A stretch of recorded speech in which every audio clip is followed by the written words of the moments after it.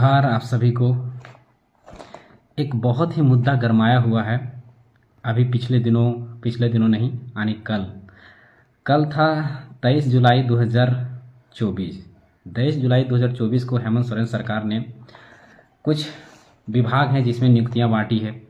ये नियुक्तियां थी 2020 की, वो नियुक्तियां अभी इन्होंने पूरा किया है। ये नियुक्तियां विवादित इसलिए हुई है कि इसमें 100% जो नौकरियां दी गई, यानी 100 में 75 नौकरियां के आसपास जो दी गई हैं वो बाहरियों की दी गई है। पहले समझिए कि नियुक्ति थी किसकी। नियुक्ति थी सहायक नगर निवेशक की, कनीय अभियंता की, स्ट्रीट लाइट इंस्पेक्टर की, उसके बाद पाइपलाइन इंस्पेक्टर की, खान निरीक्षक की और मोटर यान निरीक्षक की। इस तरह की वैकेंसी थी। खान निरीक्षक का भी था उसमें। ये सारे पोस्ट थे, पर इन पोस्ट का विवादित होने का कारण क्या हुआ? विवादित होने का कारण यह हुआ कि अभी 77 पोस्ट इसमें थे, जिसमें से 32 अनरिजर्व पोस्ट थे। 32 अनरिजर्व पोस्ट होने के नाते इसमें हुआ क्या है, और भी बहुत सारे EWS का था, OBC का था, लेकिन इसमें हो गया है कि 28 जो नियुक्ति हुई है नगर निवेशक में, उसमें 28 नियुक्ति में जो है वो 17 वैकेंसी जो है, 77 टोटल 77 थे, पर 28 की हम बात कर रहे हैं। 28 में जो हुए हैं उसमें से 17 जो है वो बाहर के लोगों ने ले लिया है। पश्चिम बंगाल, तेलंगाना, उत्तर प्रदेश, बिहार के आए हुए लोगों ने इसमें नौकरी ले ली। अब ये नौकरी तो उनको दे दिया है हेमंत सोरेन सरकार ने। उसके बाद अब क्या हो गया कि पूरा विवादित में ये फंस गए। विवाद में फंसे इसलिए कि इन्होंने एक नियोजन नीति लाई थी पिछले साल में 60-40 की। 60-40 की जो नियोजन नीति लाई थी उसमें भी ये फिट नहीं बैठ रहा है। यहाँ तो 40-60 की नियोजन नीति हो गया है। टोटल 40 झारखंड का और 60 बाहर के लोगों का। 60-40 में भी नहीं है ये। 60-40 ऐसे तो होना चाहिए था कम से कम। अगर ऑफिसर का पोस्ट है तो कम से कम 75 हमारे लोगों का होना चाहिए, झारखंडियों को होना चाहिए था। अगर CD की नौकरियां हैं तो उसमें 85-90% हमारे लोगों का होना चाहिए। लेकिन यहाँ जस्ट उल्टा हो गया है। ऐसा लग रहा है कि हम लोग हो गए हैं बाहरी और जो बाहर के लोग हो गए वो हो गए भीतरी। ये वाला स्थिति हो गया है। अब हम समझ में नहीं आ रहा है कि हेमंत सोरेन ने कर क्या रहे हैं, हेमंत सोरेन की सरकार क्या कर रही है। जबकि देखिए, जब हेमंत सोरेन जब छूटे थे, जेल से छूटे थे, उस दिन अपना एक बयान दिए थे। ये मेरे पास अखबार है, देखिए यहाँ अखबार है। इस अखबार में हेडिंग है, हेडिंग हम पढ़ के सुना देते हैं क्योंकि आपको उल्टा दिखेगा। इसमें हेडिंग में लिखा हुआ है, षड्यंत्रकारी षड्यंत्र करते रहेंगे, षड्यंत्रकारी षड्यंत्र करते रहेंगे, झारखंड में झारखंडी का ही शासन रहेगा। हेमंत सोरेन झारखंड में झारखंडी का ही शासन रहेगा, ये कह रहे हैं हेमंत सोरेन जी। कब? जब ये जेल से छूटे तब। क्या आप बताइए, 28 को नौकरियों में 17 को बाहर को आप दे देंगे। टोटल तो 77 को हम बता रहे हैं, कंफ्यूज नहीं हो गए। 77 पर मैं एक ही लिस्ट का भी बात कर रहा हूँ। उसमें 28 में से 18 को बाहरियों को दे देंगे हाथ में और कहेंगे कि इसमें झारखंडियों का ही शासन होगा। ये किस प्रकार का शासन है भाई? जो बाहर के लोगों के हाथ में दे रहे हैं सत्ता, तो आप वो चलाएंगे, शासन तो आप वो चलाएंगे, और आप कह रहे हैं कि झारखंड, मतलब केवल और केवल ये हम लोग को मूर्ख समझते हैं। जब भी ये फंसते हैं तब कह देते हैं आदिवासी मूलवासी की सरकार है, इसलिए हमें फंसाया जा रहा है, हमें उलझाया जा रहा है। अगर आदिवासी मूलवासी की सरकार है तो नौकरियां बाहर के लोगों को कैसे जा रही है? मेरा सवाल है मुख्यमंत्री जी से, मेरा सवाल है माननीय मुख्यमंत्री जी से, ये कैसा नियोजन नीति है? ये कैसा न्याय है? ये कैसा सामाजिक न्याय की आप बात करते हैं? ये झारखंडियों के साथ कैसा आप न्याय कर रहे हैं कि अगर 28 नौकरियों में 17 बाहर के, 11 मात्र झारखंड के? ये तो बहुत दुर्भाग्य की बात है। अब बात करते हैं, अभी खत्म नहीं हुआ लेकिन PGT का मामला आप इसमें थोड़ा सा शामिल करते हैं। PGT की वैकेंसी की नियुक्ति भी इन्होंने भी कुछ दिन पहले दिया। PGT की वैकेंसी की नियुक्ति में आपने विभिन्न चैनलों में, विभिन्न चैनल के माध्यमों से आपने देखा होगा कि बंगाल से, UP से, केरल से, जम्मू कश्मीर से लोग आकर घुसे गए। और सबसे बड़ा घटिया काम इन्होंने क्या किया है कि नौकरियां जो होती थी, जो ज्वाइनिंग लेटर होता था उसमें लिखा होता था साइड में कि उसका गृह निवास क्या है, कौन सा है, जो कैंडिडेट सिलेक्शन हुआ है उसका गृह स्थान कौन सा है। पर हेमंत सोरेन के चाल को देखिए, इसका षड्यंत्रकारी चाल को देखिए, इनके सीट के बेचने का तरीका को देखिए। क्या किया है, इस बार का जो मेरिट लिस्ट निकला है, जो रहता है जिसमें गृह निवास लिखा हुआ रहता है, उसको हटा दिया गया है, उस कॉलम को हटा दिया गया ताकि झारखंड के लोगों को पता ही नहीं चले कि कितना बाहरी लोगों को नौकरी दिया गया है, कितना षड्यंत्र के तहत ये बाहर के लोगों को घुसा रहे हैं। इनको किसी से नहीं मतलब, केवल आदिवासी मूलवासी करके ये केवल गुमराह कर रहे हैं, केवल और केवल गुमराह कर रहे हैं। इसलिए ये बहुत ही गलत हो रहा है, झारखंडियों के साथ बहुत गलत हो रहा है, झारखंड के बच्चों के साथ बहुत गलत हो रहा है, झारखंड के भविष्य के साथ सीधे सीधे खिलवाड़ हो रहा है। अब तीसरा मुद्दा लेते हैं, आपका जेटेट का एग्जाम होने वाला है। जेटेट का जो एग्जाम का जो नोटिफिकेशन निकला है उसको आप अगर ध्यान से पढ़िएगा तो उसमें पूरा पूरी लिख दिया हुआ भारत का नागरिक। क्या लिखा हुआ है? भारत का नागरिक लिखा हुआ है। जबकि होता क्या है कि अन्य स्टेट में होता है क्या है कि अन्य राज्य में क्या होता है कि अन्य राज्य में वहां रहता है कि अगर बिहार का फॉर्म निकला है तो वहां लिखा रहेगा कि बिहार का निवासी हो और भारत का नागरिक हो। ध्यान से सुनिएगा, ये बात पे ध्यान से सुनिएगा, उसमें लिखा हो रहता है बिहार का निवासी हो और भारत का नागरिक हो। यूपी का वैकेंसी निकलता है उसमें भी यही रहता है कि यूपी का निवासी हो और भारत का नागरिक हो। केरल का फॉर्म निकलता है, बंगाल का फॉर्म निकलता है उसमें भी यही लिखा रहता है कि बंगाल का निवासी हो और भारत का नागरिक हो। उड़ीसा का फॉर्म निकलता है उसमें भी यही लिखा रहता है उड़ीसा का निवासी हो और भारत का नागरिक हो। लेकिन झारखंड का जो फॉर्म निकल रहा है उसमें टोटल केवल भारत का नागरिक हो।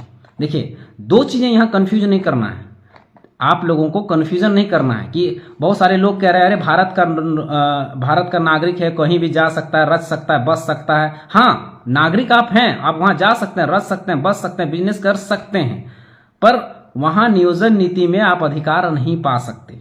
वहां नियोजन नीति, स्थानीय नीति परिभाषित होते हैं जिसके आधार पर वहां नौकरियां ली जा सकती हैं। नागरिकता अलग होती है, स्थानीयता अलग होता है। निवासी प्रमाण पत्र जो होता है, निवासी और स्थानीयता एक ही होता है। तो स्थानीयता जो होती है, निवासी जो होता है, वो नागरिकता से भिन्न होता है। इस चीज को मानिएगा, इस चीज को समझिएगा।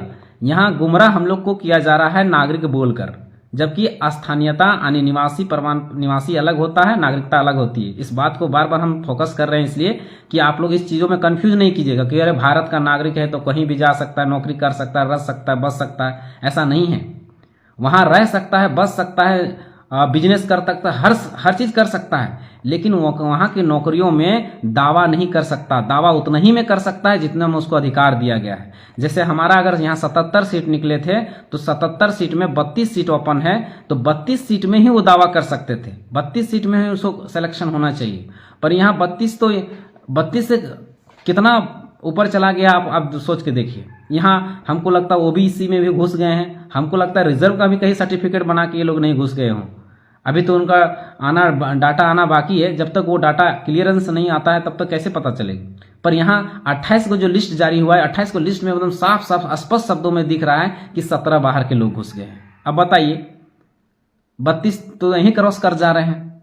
समझने वाला विषय है कि कितना झारखंडियों के साथ कितना दुर्भाग्य की बात हो रहा है, कितना दुर्भाग्य की बात है, कितना शर्म का विषय है कि झारखंड का बच्चा कहाँ जाएगा। और ऐसे एक नौकरियों में नहीं हो रहा है, ऐसा एक नौकरियों में नहीं हो रहा है, ये सभी नौकरियों में हो रहा है। आप पीजीटी टीचर का वैकेंसी, पिछली बार भी पीजीटी टीचर के वैकेंसी में भी यही हुआ था। पिछली बार भी जब ये नियुक्ति दिए उस समय भी यही हुआ था, उस समय भी बहुत विवाद हुआ था। अभी पब्लिक प्रोसिक्यूटर की जो नियुक्ति हुआ था जिसमें 113 पोस्ट में 72 के बाहर के लोग घुस गए थे, यूपी, बिहार, बंगाल, उड़ीसा, केरल से आके घुस गए थे, तब भी बहुत विवाद हुआ था। लेकिन ये हेमंत सोरेन की सरकार एकदम धृतराष्ट्र काहे बने हुए है, हमको ये नहीं समझ में आ रहा है। आंख क्यों बंद की हुई है, जबकि इनको नहीं दिख रहा है क्या, इनके आईटी सेल को नहीं दिख रहा है क्या कि किस तरह से यहाँ बाहर के लोग घुस रहे हैं। समझ में नहीं आ रहा है कि आखिर करना है, समझ में नहीं आ रहा है कि आखिर करना क्या चाह रहे हैं। ये तो दिनकर साहब की वो कविता है कि चाहे संजय हो डरा हुआ, चाहे सच कहना सुनना भारी हो। चाहे संजय हो डरा हुआ, चाहे सच कहना सुनना भारी हो, चाहे धृतराष्ट्र बैठा हो गद्दी पर जनता कभी ना गंधारी हो, पर जनता कभी ना गंधारी हो। ये तो वही हाल हो गया कि धृतराष्ट्र गलत पे गलत किए जा रहा है, गलत नियुक्तियां देते जा रहा है, शोषण करते जा रहा है, नौकरियां बेचे जा रहा है, सीट बेचे जा रहा है, सेटिंग करते जा रहा है, और हम लोग गंधारी बन के आंख में पट्टी बांधे हुए हैं और जो है सो सहते जा रहे हैं। अगर नहीं सहते जा रहे हैं तो जितना पिछली बार नियुक्ति हुई, चाहे कृषि पदाधिकारी की नियुक्ति हुई, फॉरेंसिक लैब की नियुक्ति हुई, उन सब में इसी तरह का धांधली हुआ था। उस समय भी हम लोगों ने विरोध किया, लेकिन ये धृतराष्ट्र सुन कहाँ रहा है। ये धृतराष्ट्र तो अपना सत्ता के सुख में एकदम मग्न है, सत्ता का सुख एकदम केवल चाहिए इसको, एकदम भोग रहा है। इससे तो हमारे चंपईदा थे, इससे अच्छा तो हमारे चंपईदा थे जो करंट डिसीजन लेते थे, अच्छा डिसीजन लिए 2-3 महीने में। समझने वाला विषय है, कितना दुर्भाग्य की बात है, कितना शर्म की बात है। और दिक्कत यहाँ उनका नहीं है, दिक्कत हम लोग का भी है। आज मान लिया जाए ये सारे गलत नीतियां कर रहे हैं, गलत नीतियां बना रहे हैं, गलत तरीके से वैकेंसी ले रहे हैं, सीटों को बेच रहे हैं, सब कुछ कर रहे हैं, फिर भी क्या है कि हम उसी सरकार को, उन्हीं के लोगों को विधायक, मंत्री, सांसद बनाते हैं। तो उसको तो घमंड चूर कहां से होगा, उनको डर पैदा कहां से होगा, उनको कहां से डर लगेगा? उनको तो पता है कि हम सत्ता में आ ही रहे हैं, तो डर किस बात का? डर तब होता है जब इनको हारने की डर होती है। आज देखिए वो उनकी पत्नी कल्पना सोरेन गांडे से चुनाव लड़ी, जीत गई, तो उनका मनोबल तो ऊपर चलता रहेगा। आज झामुमो जो गठबंधन की सरकार, गठबंधन है, उन्होंने, इंडिया गठबंधन ने 5 सीटें अपना लोकसभा सांसद की जीत लिया है, तो उनका घमंड कहां से चूर होगा, कहां से वो सुधार करेंगे? ये सब चीजें हम जानते हुए भी हम फिर भी उसको वोट करते हैं। बीजेपी को तो हम दोषी ही है ही बीजेपी, लेकिन सवाल हमेशा सत्ता से किया जाता है। हम झारखंड के परिप्रेक्ष्य में बात कर रहे हैं, और झारखंड के परिप्रेक्ष्य में अभी हेमंत सोरेन की कार्यकाल है, अभी गठबंधन की सरकार है, इंडिया गठबंधन की सरकार है, सवाल हम उनसे करेंगे।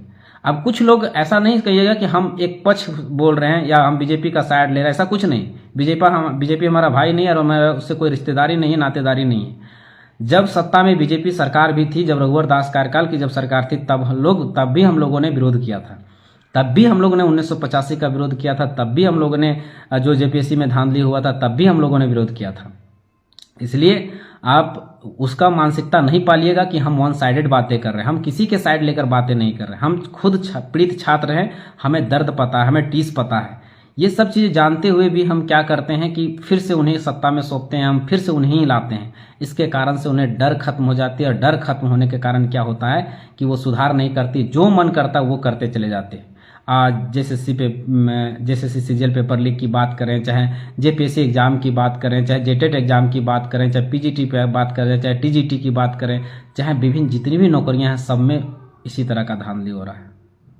तो अब इसके बाद भी आप लोग नहीं सुधरेंगे। हमारा काम क्या है? हमारा काम है जो गलत होगा, जो चीज़ें गलत हो रही हैं उनका आप लोग के सामने लाना। आप लोग हैं, आप लोग के सामने लाना, जनता के सामने लाना, जनता के डोमेन में लाना हमारा काम है। लेकिन उसमें जागरूक होना और हमारी बातों को समझना और उसमें अमल करना, ये आपका काम है। तो जानिए, समझिए और अमल कीजिए। ये सरकार बहुत ही भ्रष्ट हो चुकी है, ये सरकार बहुत ही निकम्मी हो चुकी है, ये सरकार बहुत ही घटिया है। इसलिए आगे आने वाले चुनाव में हम यही कहेंगे कि जो बेहतर विकल्प लगे उसका चुनाव कीजिए, बेहतर विकल्प का चुनाव कीजिए, अच्छा कैंडिडेट का चुनाव कीजिए। ऐसा नहीं, जरूरी नहीं है कि देखिए पार्टी संगठन से हम लोग भी जुड़े हुए हैं, पार्टी से हम लोग भी जुड़े हुए हैं, तो लगेगा कि नहीं हम लोग अपनी तरफ से बातें कर रहे हैं। नहीं, ऐसा जरूरी नहीं है, ऐसा जरूरी नहीं है। नहीं कहते हैं कि हम लोग कहीं से ये कीजिए, हम लोग केवल जो बातें बता रहे हैं कम से कम उसको समझने का प्रयास कीजिए। बस इतना ही आशा और उम्मीद के साथ आप लोगों के सामने लाइव आए थे। फिर से आएंगे दोबारा किन्हीं अन्य मुद्दों के लेकर। तब तक के लिए धन्यवाद। जोहार, जय।